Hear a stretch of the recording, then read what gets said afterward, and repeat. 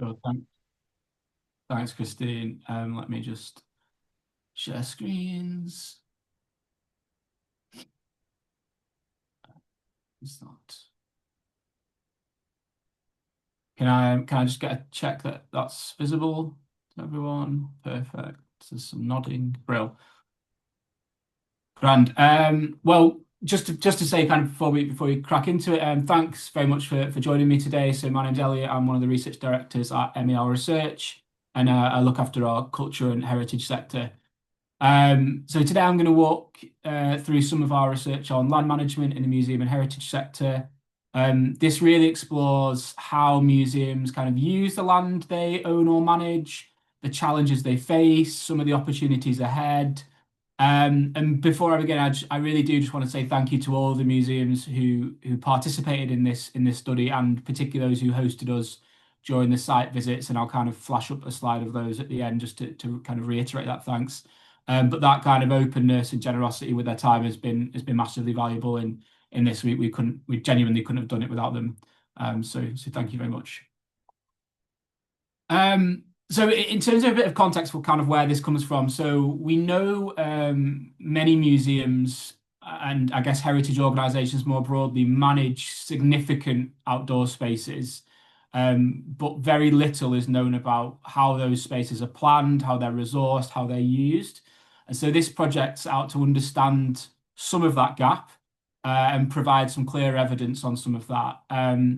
The main aim was really to understand the role land is playing across the sector. So from kind of business models and resilience to community engagement, to climate action, kind of ecological or biodiversity gains, those types of things.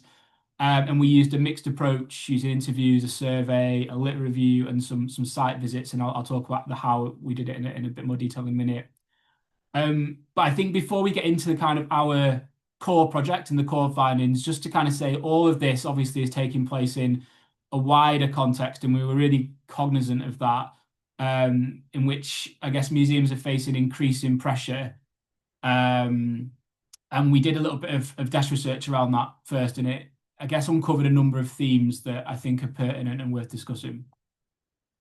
So, as I'm sure is not a major surprise to anyone on this call, the pandemic had a major impact on the sector. So both financially and operationally, many museums had to close for long periods of time, and we now know that kind of visitor behaviours have since shifted. At the same time, there's kind of those ongoing financial pressures, both kind of pre and post COVID, that mean organisations have got to show a kind of clear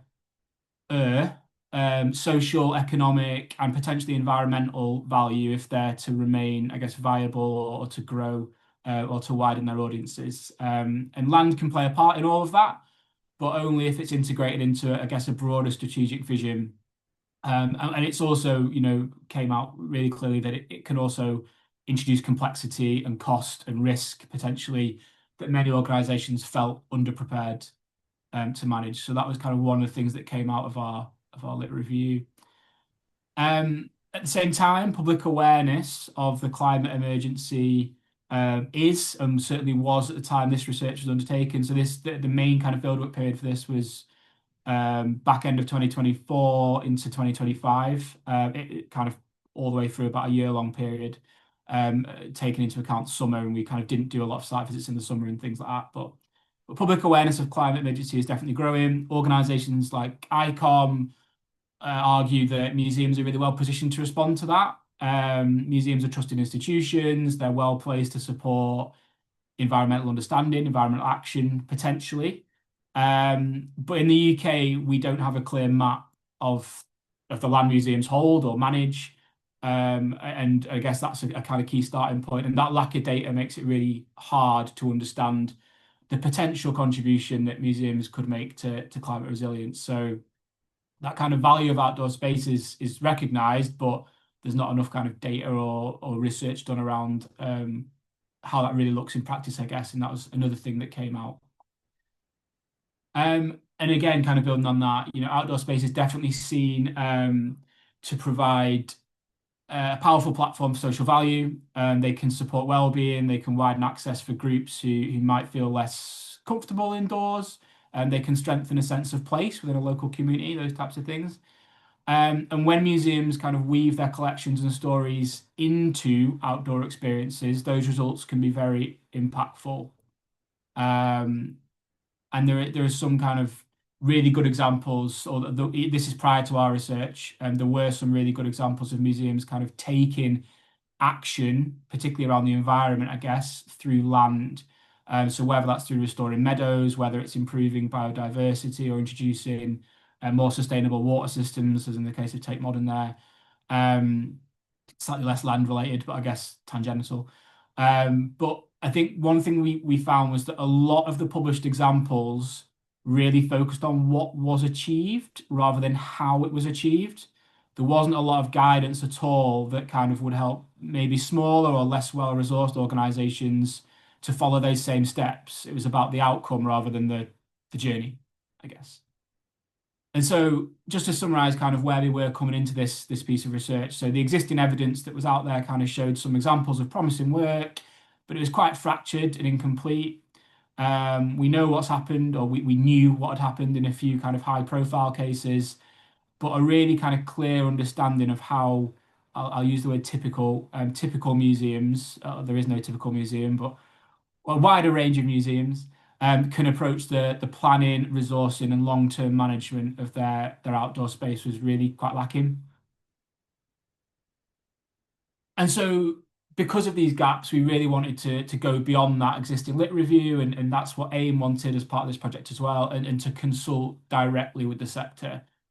So the aim was to understand not just what is happening or has happened, but how decisions were made, what the barriers were that people were encountering, what support organisations felt they need or needed. Um, and museums themselves are absolutely best placed to describe the reality of that and the constraints and the opportunities that they see every day. And so, in terms of what we did, so we engaged really widely. We had 52 museums respond to a survey. Of those, well, some of them were the same, some of them were additional. We also had 17 depth interviews, so longer, more qualitative conversations lasting between kind of 45 minutes and an hour and a half in some instances. And then we visited six contrasting sites, I would say, across the UK, so covering the whole of the UK with this research, and really wanting to know what plans existed, what the barriers, what are the outcomes that museums are looking for and seeing, and what support would make the most difference to them. And so, yeah, what follows is really a summary of the findings from those and what we heard, what we observed, and what people told us. And so many museums told us that the hardest part is really knowing where to begin. Outdoor spaces are often seen as very distinctive and very unique, and that made it difficult for people to find examples that felt like truly comparable or truly kind of relevant to their site, their organization. And that's on top of of the piece I talked about earlier, where there is just not a huge amount, there wasn't a huge amount knocking about anyway. So even what's out there, even if you could find something, it didn't necessarily feel tangible for people. And so without kind of those examples of process of process really, that whole planning process felt quite daunting for people and almost led to a bit of paralysis, a bit of inaction. And that came through really clearly in a lot of the interviews we did. And that kind of uncertainty flowed through really and contributed to a lot of short-term and reactive decision making, and approaches to planning varied really widely. So fewer than half of the museums we spoke to have any form of strategy for their land. I think just to pick up on this, it's worth flagging that when we talk about land in this context, the remit for AIM was to be really broad. So that we were anything that it could be a small outdoor garden, it could be a kind of cafe space in a more urban museum, say, all the way up to some sites that had, I'll almost call them landscapes rather than kind of land. So everything from very small to very large and everything in between. Um, So fewer than half of the museums we spoke to had any form of strategy for their land, for managing it, whether they owned it or whether they just kind of looked after it and managed the kind of day to day. Some had informal plans, and others were responding really, really reactively to issues as they arose. And that inconsistency, that lack of, I guess, long-term strategy made it difficult to take advantage of what might be kind of longer term opportunities and to build a really kind of cohesive experience for visitors in some cases. Chris has entered the room. Um, and independent museums in particular. And I know this is Aim's webinar, so just to kind of drill down, it's circled in pink there. Independent museums, the most likely to work reactively or to respond ad hoc. It came out really often. This is because they lack the specialist staff that they maybe need.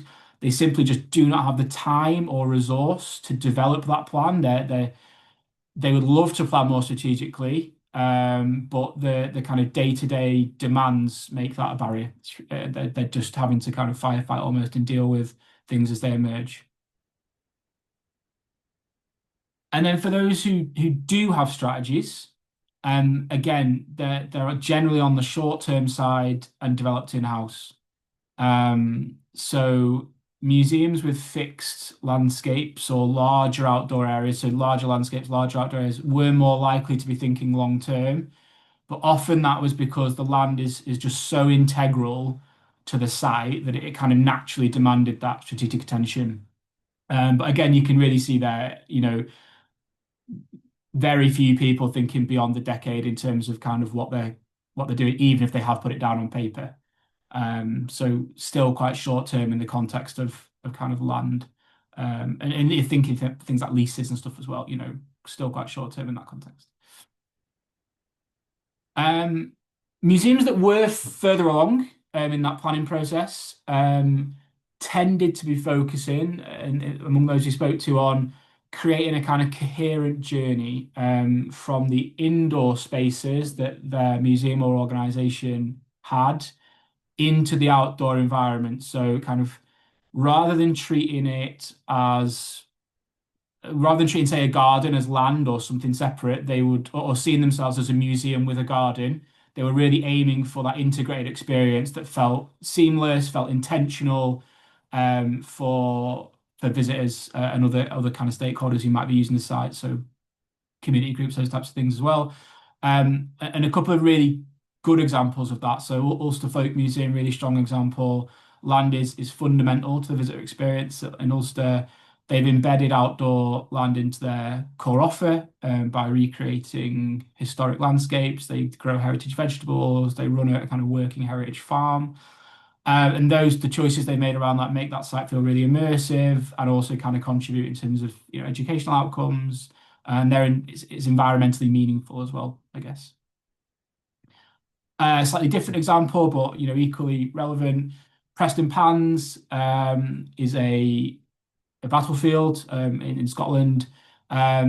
Really different challenge. Their battlefield is physically separate from the museum building, so it's about I did go. I would say it's about a mile and a half, 2 miles, maybe not quite that far, but it's physically separate from the museum building. And so the team and the volunteers there work really hard to connect those two parts of the experience through guided tours, through maps, through audio experiences, and really encouraging visitors to move between kind of learning the history and experiencing the landscape. So again, it's about bringing those two pieces together. So moving on to another kind of one of the themes that came out. There's no kind of clear agreement on the desired outcomes people want for their land or outdoor spaces. Those are good examples of what some organisations are doing. But across the piece, this was the survey, when we tested people's organisational priorities through an exercise called Max Diff, which I'll talk through in a second, but it's that kind of chart below. There's no strong consensus across the sector. So some museums prioritising income through their outdoor spaces, others placing a lot more value on education or community engagement or different things. And that lack of of shared direction, I guess again contributes to this idea of making planning more difficult, finding examples more difficult, and then particularly when you kind of layer in that on top of having quite limited resources, there's no sense of where should we really be spending our time and resources, and what's going to be the best outcome, and kind of what does the evidence say across the sector. So just to talk about max diff. So max diff's a trade-off approach. So we ask people which is least important, which is most important. And what you would expect to see in a max diff is, I guess, more blue or more red on some of the rows than others. And actually what you've got here is that they almost balance. So you can imagine, like, if you were designing a seesaw, you would put like the pivot point in between blue and red.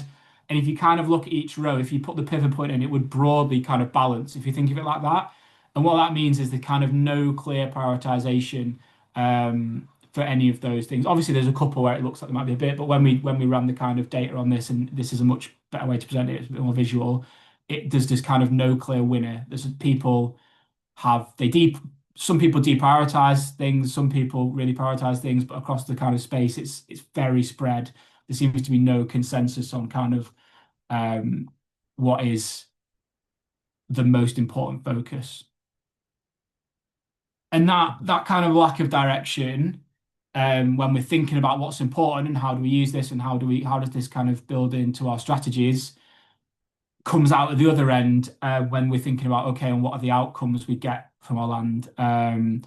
So environmental sustainability and community engagement were the most common kind of positive impacts that were talked about. I would suggest that's probably because they're easier to measure, if nothing else. Outcomes linked to income, particularly if you've got to link them directly to outdoor spaces, and this kind of came out of the qual as well. Outcomes linked to income, to audience diversification, to audience growth, appeared a bit more mixed. So kind of reflecting again the difficulty of partly measuring them, I think, but also in terms of achieving that those particular goals without kind of long-term planning. And we'll come on to kind of measurement and of the impact of outdoor spaces later on in this. And again, that just to kind of say that even more broadly is really reflected in perceptions of challenge and opportunity. So around a third of organisations we spoke to did view their land as a major opportunity. So you've got the darker circles are it's more a challenge than an opportunity on the right, more sorry, on the left, and then more an opportunity than a challenge on the right. The heading is wrong. I don't know if you see my mouse. That should be opportunity, that should be challenge. Just noticed that, sorry. And then the smaller kind of circles within are of that, they're kind of self-contained. So that 60% is made up of 35% who see it as a major opportunity, and the remainder, the 25%, see it as, more an opportunity than a challenge, and then the same on the left. So around a third of organisations viewing their land as a major opportunity. There's a lot of people who still see barriers, and again, more likely to see challenges, particularly the kind of independent museum sector, as well as people managing very large pieces of land. I think again linked to the fact that it's more of a strategic issue for them, potentially, but also very small as well. So that kind of half acre to an acre type area. And they differ on a range of different fields, and we've put some in this report here, but there is that split really around, is it a challenge, is it an opportunity? And then to come to, I guess, a third trend, and one I've already mentioned. So measuring success outdoors is difficult.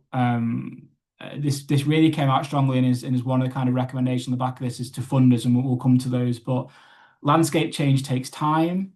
The weather, something as kind of basic as the weather, I guess, can undo months of work potentially. Community use can fluctuate seasonally. Many museums said their plans kind of were having to evolve as they learned what worked in practice, and particularly having to evolve in response to kind of climate conditions and things like that, even over the kind of space of time that they've been really thinking about this. And that quote from York Museums Trust there really speaks to a lot of what was said. So the kind of learning process and that idea of flux came out across a lot of organisations, and that overlaps to some extent with the fact that many of the museums, many of the heritage organisations we spoke to are going it alone, I guess. And I think this was really interesting. We do a lot of work in the heritage and museum space, and I would say it's a very collaborative sector in many areas. Land management really came across as something that seemed to be tackled in quite a siloed way, tackled, alone by organisations. Many of them relying heavily on internal knowledge, um, particularly maybe where they benefit from external expertise. They told us they're not always sure where to begin when looking for specialist partners. Um, and to some extent, that lack of kind of expertise almost seems to limit ambition and innovation, and then it becomes a self-fulfilling prophecy. So, you lack the expertise, you don't necessarily have the ambition, you don't know who to partner with, and you almost become you trapped in a bit of a spiral to some extent, I guess.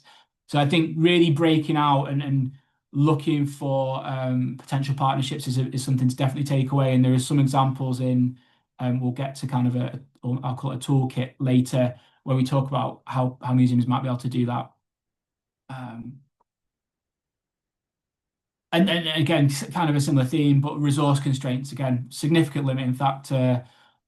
Without specialists, without funding, without staff capacity, museums struggle to pursue more ambitious projects. So many organisations did express a desire, and there was ambition there.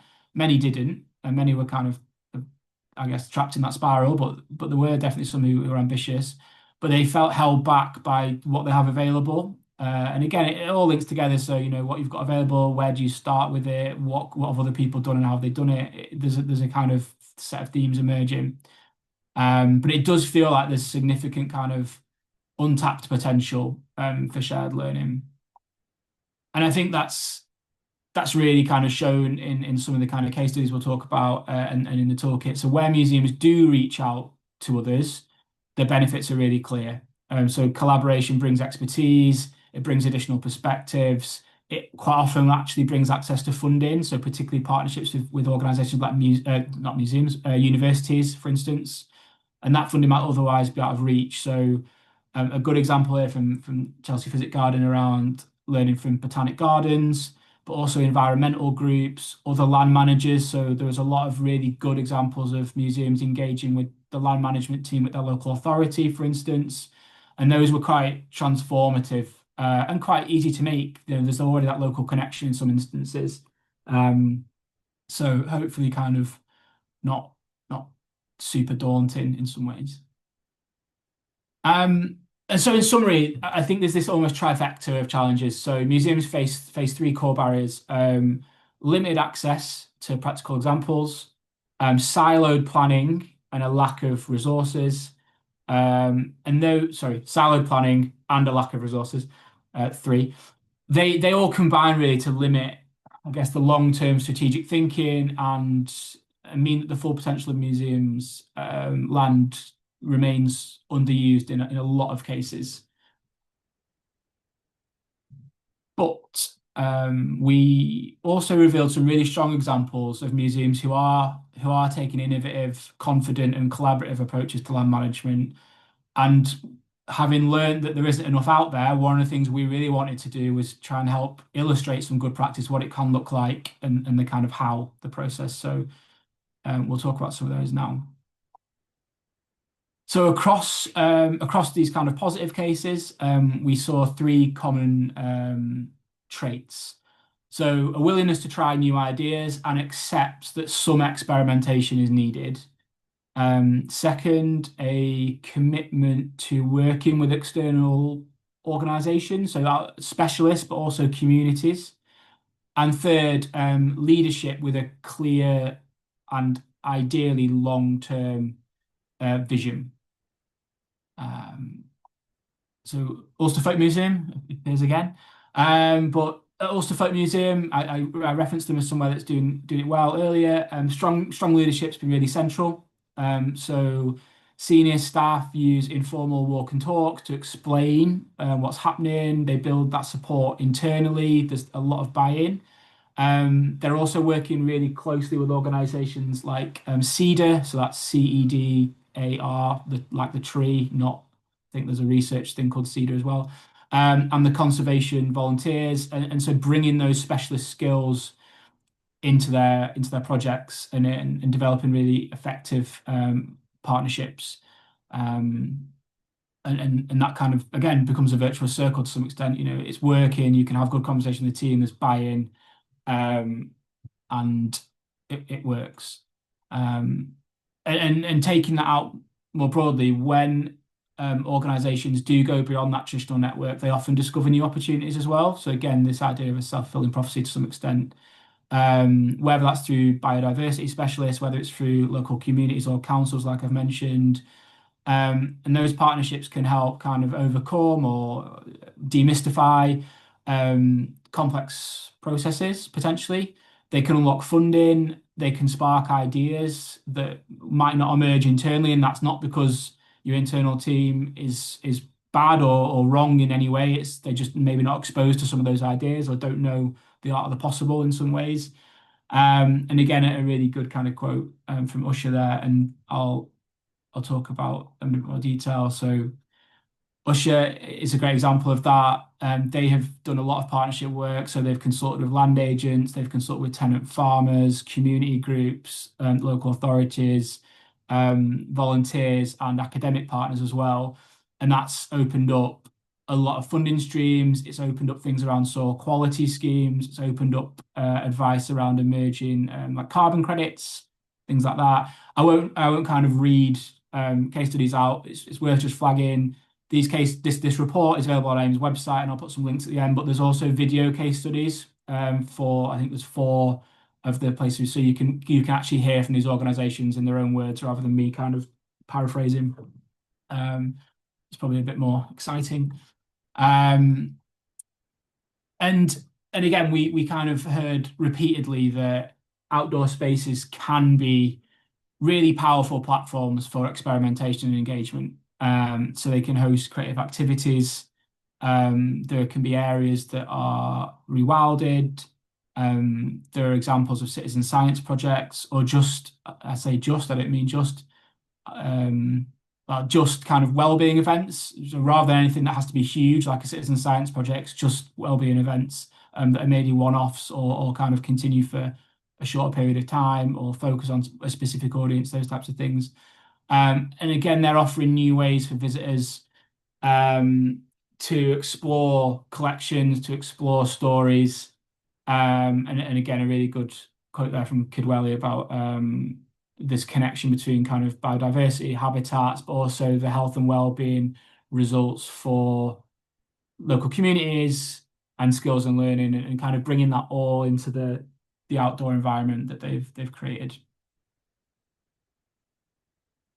And that leads on to community partnerships. So one of the things that a lot of these examples were doing really well is around building that partnership with the community to help ensure, I guess, long-term relevance. So involving residents in the development of outdoor spaces gives them that sense of ownership. And we talk about ownership a lot in the sector, but it is important. And I think particularly where you've got museums or organisations where the outdoor space is quite porous.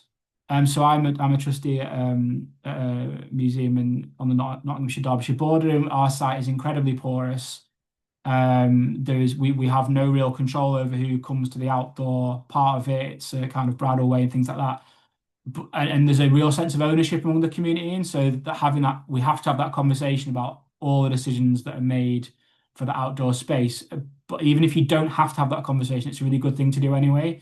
You're building that connection, you're bringing people in, and you're getting that buy-in and relevance, and that again becomes the jumping off point for maybe more experimentation and for kind of different opportunities to try new things.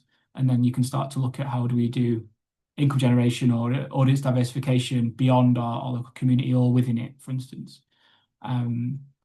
So a really good example again of that is Preston Pans.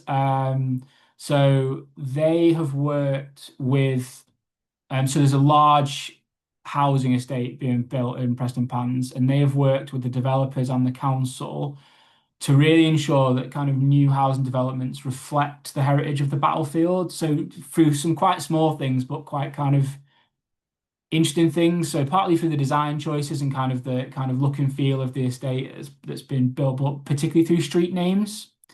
And so they've managed to kind of embed that history into the identity of the area and kind of remind people every day that actually the battlefield was here a long time before your houses were built. And it's an important part of the area, and we want you to kind of feel part of it. And then they've had some volunteers, I think, join from that housing estate and things like that. So that ongoing conversation has been really important for Preston Pans, and they're one of our videos, and the director of Preston Pans speaks really well about that work they're doing. So if that's of interest, I would put you towards that video. And then we talked about leadership, I guess, as well as one of those three kind of key strands of what is good practice. So essential when taking organisations in new directions. It doesn't necessarily have to come from the director, I would say, is definitely something that came out. So trustees, boards, really good example would be Greenfield. They're one of the videos as well. The chair at Greenfield speaks really well around leadership and having a long-term strategy. But staff, volunteers with experience in maybe strategy development or educational community work, whatever it is, they can provide those fresh ideas and help drive that momentum. But that idea of having, a sense of leadership and drive around this and being on the same page, even if that strategy, changes slightly, is fine. And then it makes it much easier to then align a strategy for your outdoor spaces, for your land, to a wider organizational one.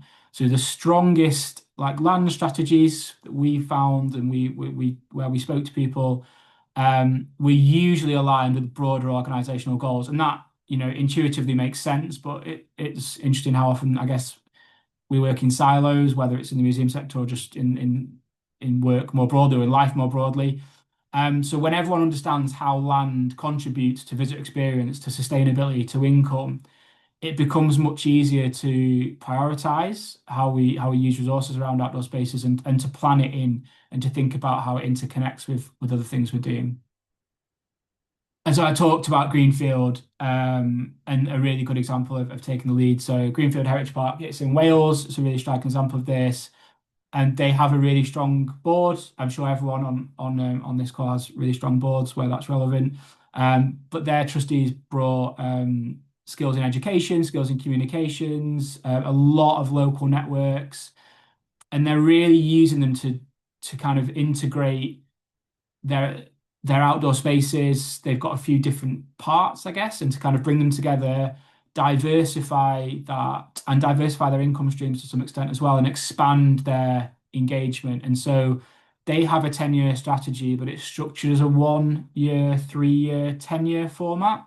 So it gives them that structure, that long-term vision, that long-term sense of this is the direction of travel, but also recognizing that there needs to be flexibility. If in the previous year we had a huge kind of flood, we can't just carry on what we were going to do over 10 years. We're going to have to kind of look at that 1 year piece and go, okay, what do we need to do to overcome the challenges that, have emerged from nowhere? And so they kind of have a rolling strategy. And again, the chair there speaks really well about that on a video, and I think it comes across really well.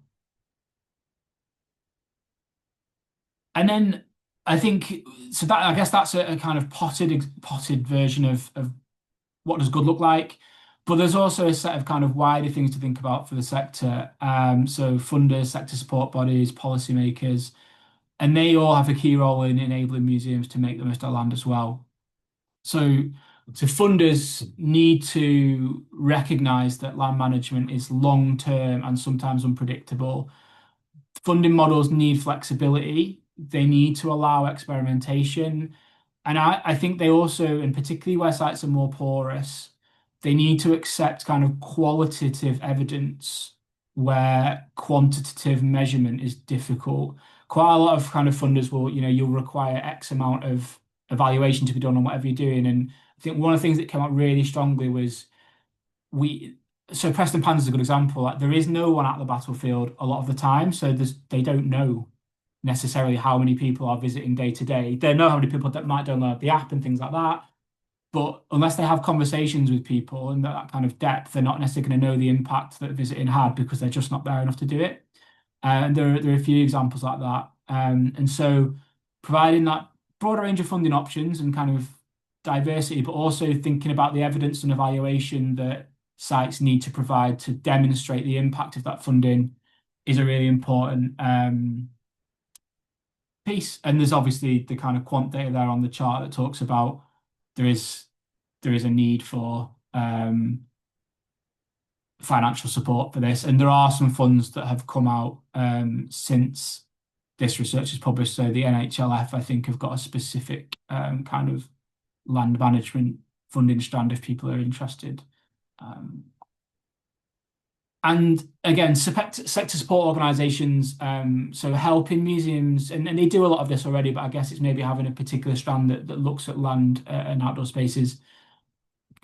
Can we connect museums to one another, but also can we connect them with specialists? Can we help them navigate some of the, really quite complex schemes that exist when you are looking after land? If you're a scheduled ancient monument, for instance, there's a lot to think about with that. If you have bats on site, do we know where we're kind of starting things like that? So can we do more sector support organisations to connect museums to the specialist kind of knowledge information they need, and to just be a convening area, I guess, to share best practice.